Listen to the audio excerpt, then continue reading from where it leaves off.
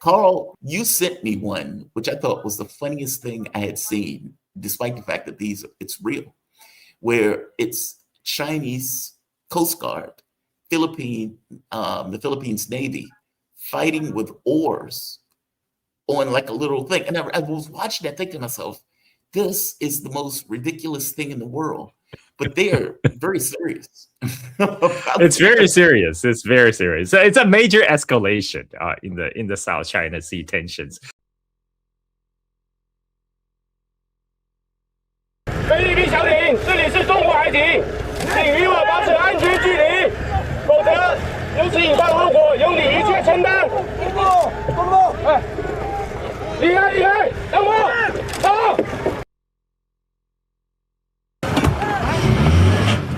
菲律宾小艇，请立，这是中国海警，请立即离开，请立即离开，否则由此引发后果由你承担。菲律宾小艇。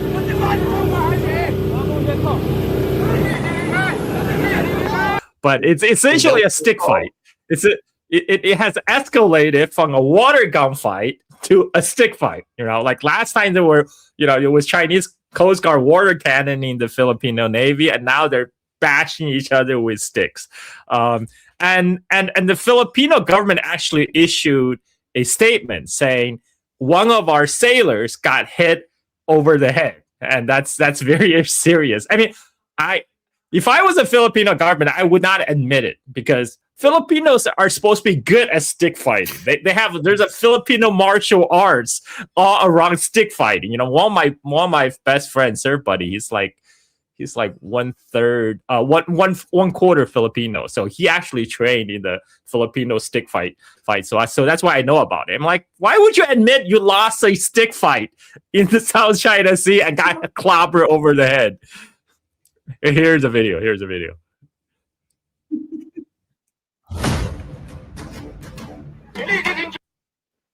Oh, wait a minute, let me cut the music off. I'm just showing a video.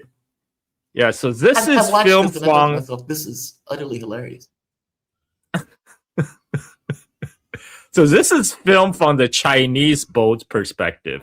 And you can see the Filipinos are on a inflatable boat. They're approaching the Chinese Navy ship. But in the background, the much larger rusting hulk, that is a Filipino Navy ship that was purposely ran aground on Second Thomas Shaw back in the early 1990s. So the Filipino Navy ship is called Sierra Madre. It actually used to be a World War II United States warship, and it was given to.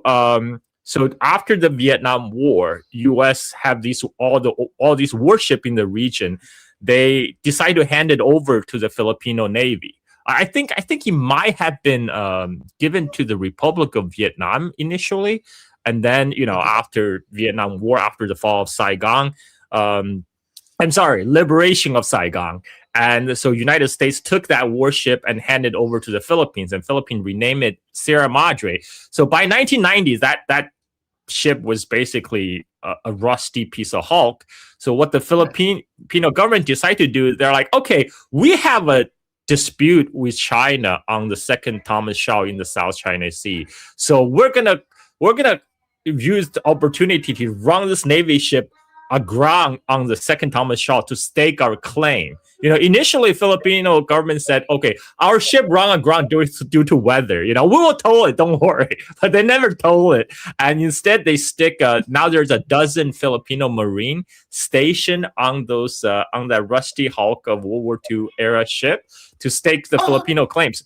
And then they have to be supplied. They have to bring the fresh supply in to keep them supplied. So what the Chinese Coast Guard do is they start patrolling around the ship, preventing the Filipino Marines to bring in the supplies.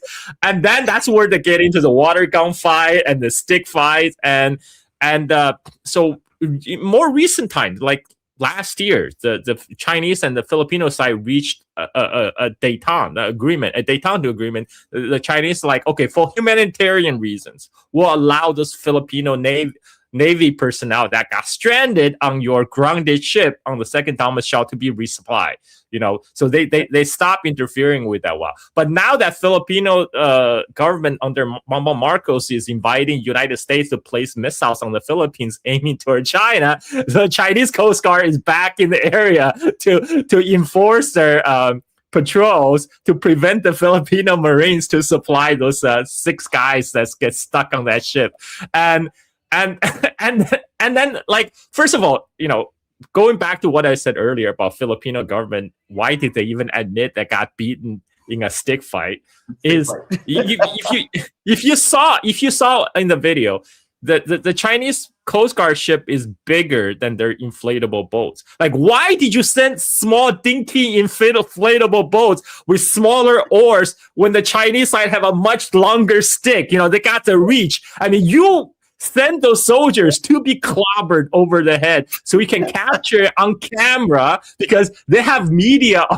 They film it from every angle of how the Filipino sailor got clobbered over the head, because that was a feature, not a bug, because they have all these CNN people, all these media people that went to film that exact event. Like, they sent those Filipino Marine and Navy personnel on those stinky little inflatable boats to be clobbered over the head so they can capture it for the international media and say, look at the big bad China, look at they're bullying us again. Like, if they really want to win that fight, you're just sending a bigger boat, just sending a bigger boat with a longer stick. It's very simple. But that's not what they're trying to accomplish. What they're trying to accomplish is trying to play up this China is aggressive. That's why we need to invite United States to come here and establish bases and missiles on our soil. And we might have to get into the Taiwan fight for some reason. That is the whole purpose of that whole fight, the stick fight. I can't believe they're putting people on that rusty ship and having them just stay there. Can you imagine being the one who gets that responsibility? All right, Bob, it's your turn to go on the rusty ship and to be there. How long are they there, by the way? How long do they have to serve on that ship? Well, okay, the Sierra Madre has been grounded there since the early 1990s. So I hope they have a rotation. I hope they have a regular rotation. It's not like those six guys that have been stuck there for 30 years. Because that would suck. Either way, even if it's a rotation, that's a hell of a rotation. That boat doesn't seem like it's the safest thing in the world. Like it's a prison sentence. I mean, it's basically you're serving out a prison term. I mean, being in the Navy is already bad enough. I mean, it's worse when you are literally on a sinking ship that was rusting and was falling apart, gradually falling apart and becoming a natural reef. So yeah. But that's what it is. And by the way, the whole Spratly Islands dispute, there was a time when I also bought into like the American arguments. They're like, oh, it's so far from the Chinese mainland, it's a lot closer to the Philippines, so Philippines have a better claim. But when I look into the history, now I have a different conclusion, because when the Europeans first came to maritime Southeast Asia, they in the area around Spratly Islands and Parasol Islands in South China Sea, they only saw the Chinese fishermen there. And in fact, during during World War, just before World War II, the France were worried that the Japanese might take over this island, so they went in and occupied those islands, set their prison there. Garrison there, prison garrison, same thing. but when they did that, they can't supply them so far from French Indochina. They had to rely on the Chinese fishermen to bring in the supplies. Now there might be several reasons for that, because in the late 19th century and early 20th century, that's before like motorboats were popularized. So you had to sail with wind or muscle power, and at that time, the Chinese fishermen from Hainan Island, they were using utilizing the monsoon patterns in the region. So the monsoon will blow from north to south one direction, and then south to north in the other half of the year. So the Chinese fishermen from Hainan Island, they will sail from their island to the Spratlys for 6 months. They will do their fishing, living there, and then when the wind changes, then they go home. Now there's speculation why back then there were no Filipino fishermen there. Despite the fact the Filipino ancestors, Astronations, they were famous seafarers. They crossed open ocean from all, they started from Taiwan to the Philippines and all the Indonesia islands, and they went as far as, Polynesia, Hawaii, New Zealand, and then even Madagascar off coast of Africa. So why didn't they go to those islands? Well, I think it's because most of the, again, before the motorboats were popularized, at that time, there were a lot more fish. There were a lot more fish closer to the coast. So the fishermen didn't have to go so far to risk their life to go fishing. Whereas in the late 19th century China, because of the population explosion that happened in China, there was a lot of population pressure. There's a lot more mouths to feed. So these fishermen will actually have to use the weather patterns to go to South China Sea to fish for their family. So that might, but this is the historical claim of China over those islands, pointing to like the historical use by the Chinese fishermen. And then but during that time also Philippines was a colony. Well, first was a colony under Spain, and then it was colony under United States.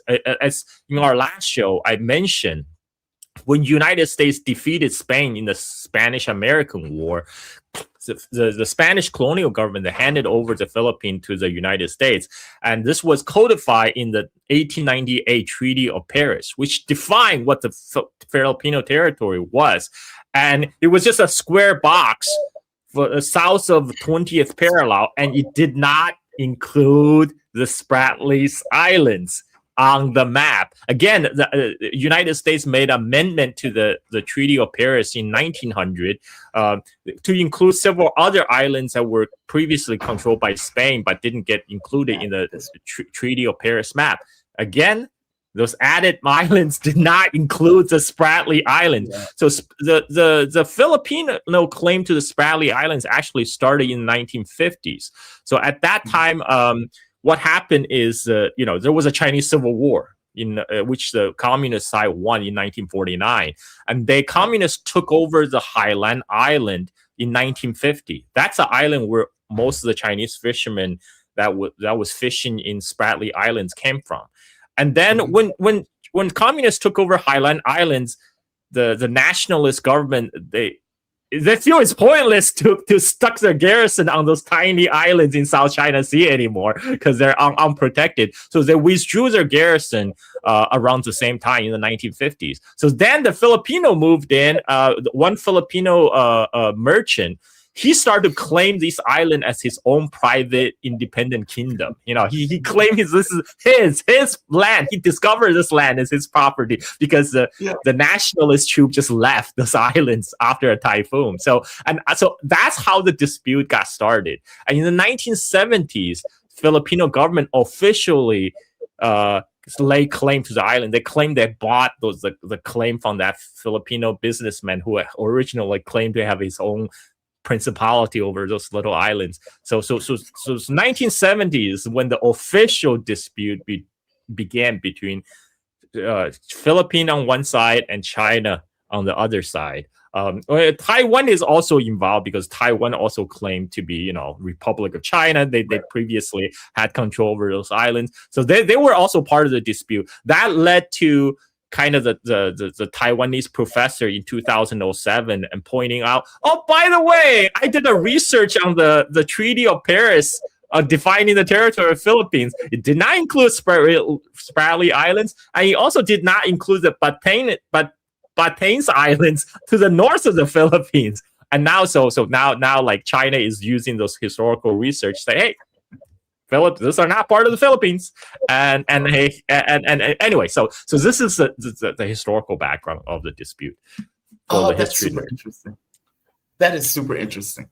And then, of course, the U.S. is going to give the blank check to the Philippines to act any way they want to act in hence emboldens the behavior Yes. that much. I mean, more so. the main cause is really okay. So after the motorized boat got popularized after World War II, now the Filipino fishermen can more easily travel from mainland to those islands, and and also they have to go far because the fishery was getting exhausted near the coastal waters. Right. This is part of kind of the fight for resources in the global commons. This is an area where Philippines and China actually can cooperate because China is the world leader in aqua farming. You know, they now China consume most of its fish actually from the fish that was farmed along its coast.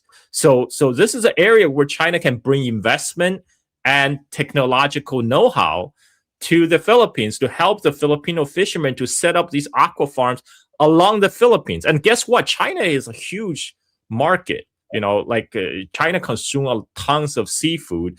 And recently, because of the tension between China and Japan, China has cut the import of the Japanese seafood, especially after the Fukushima nuclear reactor incident. Right. And so there is a lot of demand. If the Philippines and China are on friendly terms, you know, they can work on a joint development of that region, and then, you know, China can share their technology and know-how and capital to help the Filipino fishermen to set up these aqua farms in their coastal water and then sell those fish to China, and it will be a win-win situation. But this is not, you know, Bongbong Marcos' government not interested in those type of things, you know, because Bongbong Marcos more interested is how he get his dad's ill-gotten corruption money that had been freezed by the United States government in the previous decades. I mean, we're talking about tens of billions of dollars. That's serious money. So I mean, like, that's a big motivating factor. You know, I understand. You know, I understand. Tens of billions of dollars. That's some serious money. That's a lot of blood and sweat for the, you know, average Filipino people that his dad has exploited over the decades as a dictator of the Philippines. And United States, United States literally hold the purse strings. Like, hey, you want this money? You want your dad's corrupt money? Well, you got to do what I say. So your point is that basically the U.S. is exerting control over him using the leverage of the money that he effectively, or his dad stole. And so he's not his own actor. That all things being equal, God, man, this is the blank check issue again. If it wasn't for the blank check, many of these conflicts wouldn't be taking place. Because as you point out, because as you were telling me this, I kept thinking to myself, they really can't solve this? Like this seems to be something that would be ripe for just coming to some kind of resolution for, and yet they're fighting over the show. So China used to have a modus operandum that was worked out with the previous Filipino government under Duterte's. Right. And because Duterte was trying to pilot a independent Filipino foreign policy that's independent from United States. You know, that's why he's trying to improve ties with China, with Russia. Remember that we do not have any quarrel with China. We know that if it would come because of the Americans. The Americans are the ones pushing the Philippine government to go out there and find a quarrel and eventually maybe start a war. But I do not think that America will die for us. And yet, America has so many bases in the Philippines now. I am sorry for my country. And if God would allow it, and perchance, I would reverse the situation. I will remove their bases. And I would tell the Americans, you have so many ships. So you do not need my island as a launching pad or as a launching deck for your... And United States and U.S. media absolutely hate him, right? That's why he's got indicted at the International Criminal Court. You know, like he got extradited from the Philippines, and now the current president Bongbong Marcos, he is in a huge political fight against his vice president Sierra Duterte. the daughter of the former president Duterte. And that's that big fight that led to the literal gunfight inside the Filipino government, which you never heard about. and so this you is told me about the gunfight, but I didn't know why they were fighting, and I definitely didn't know that it was a political issue between the previous administration and the current one.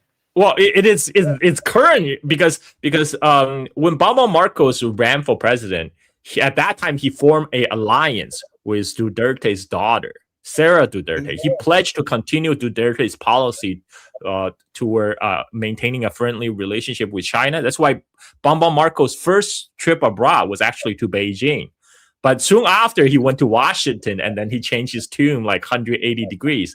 How confident are you the U.S. is willing to go to war with China over a disputed reef in the South China Sea? Oh, God. How far is the U.S. prepared to go? Well, I really, we would to take this a step back from that question. And now he's fighting with Duterte's daughter, Sara Duterte, who is the vice president of the Philippines. And he's trying to get Sara Duterte impeached as the vice president. And this two political clan dynasty are clashing in the upper echelon of the Filipino politics, and that resulted in the gunfight in the Filipino parliament. And this tension with China just created the perfect distraction for the public from their domestic problems. For like don't worry, there's a gunfight in our parliament. Look at what China is doing. That clobber our poor sailor over the head. Let's focus on that. Don't worry about the literal gunfight in our parliament. Wow. Yeah.